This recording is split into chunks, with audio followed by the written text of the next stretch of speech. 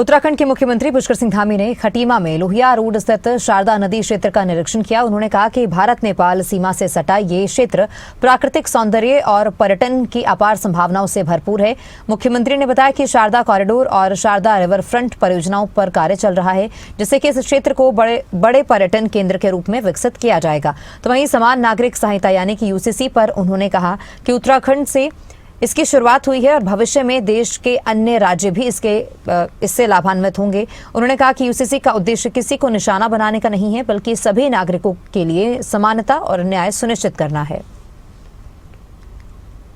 हमारे इस सीमांत क्षेत्र में ये भारत नेपाल सीमा का अंतिम क्षेत्र है और माँ शारदा का स्थान है। यहाँ पर माँ शारदा का एक बाईपास चैनल यहाँ से निकलता है। जब अधिक पानी हमारा शारदा में आता है तो उस समय में जब पावर हाउस में पानी की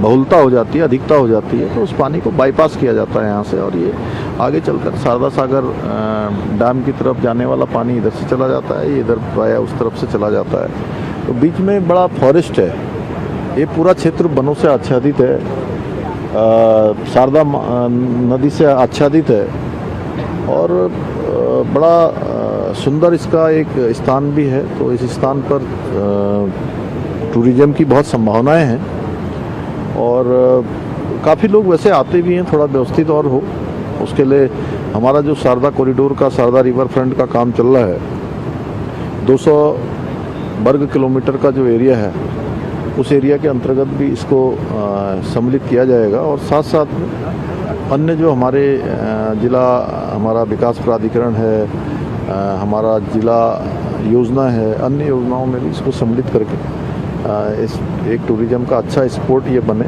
लोग यहाँ आए, यहाँ के स्थानीय लोगों की भी आय बढ़े, यहाँ पर रोज़गार का सृजन हो, नौजवान युवा हमारे जो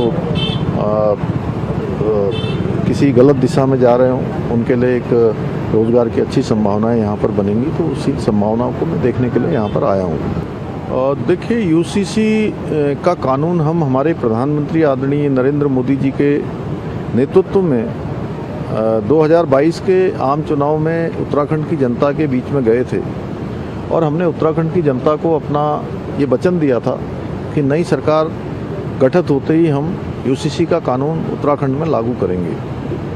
हमने जो जनता के साथ अपना वचन था उस वचन को निभाया, वचन पूरा किया और ये देवभूमि उत्तराखंड है।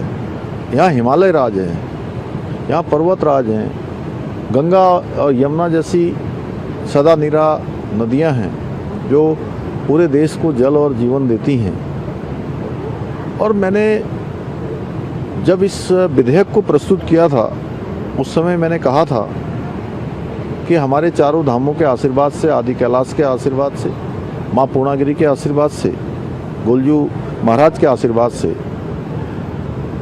ये जो यूसीसी की गंगोत्री है वो गंगोत्री भी देवभूमि उत्तराखंड से निकल रही है और आने वाले समय में भारतवर्ष के सभी राज्यों को इसका लाभ मिलेगा और आज पूरा देश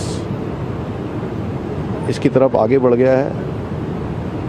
गुजरात राज्य में भी एक कानून बन गया है, आसाम में बन गया है, मध्य प्रदेश भी इस दिशा में आगे काम कर रहा है, उन्होंने भी हमसे ड्राफ्ट मांगा है, बंगाल भी है, देश के सभी राज्य, क्योंकि यूसीसी देश के संविधान में उसका प्रावधान बाबा साहब अम्बेडकर और उनके साथियों ने किया है। अनुच्छेद 44 में यूसीसी का प्रावधान किया था।